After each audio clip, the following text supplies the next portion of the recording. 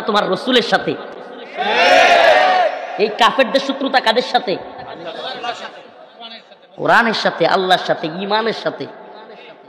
অতএব তোমাকে এরা দেখতে পারবে না। আচ্ছা, আল্লাহ নিজে কইতাছে, হুজুর এখানে আছেন, ইন্নামাল মুশরিকুনা নাজাস, মুশরিকটা হলো নাপাকি। কারণ আল্লাহরে কি কইবেন আপনি কোন উদারতা শিখাবেন? আল্লাহ পাক কি উদারতা বুঝে না? নাউজুবিল্লাহ। ঈমান থাকবে বললে? আল্লাহ পাক কি সাম্প্রদায়িকতা অসাম্প্রদায়িকতা বুঝে না? আপনি আপনার সাম্প্রদায়িকতার ব্যাখ্যা কোত্থেকে আনছেন?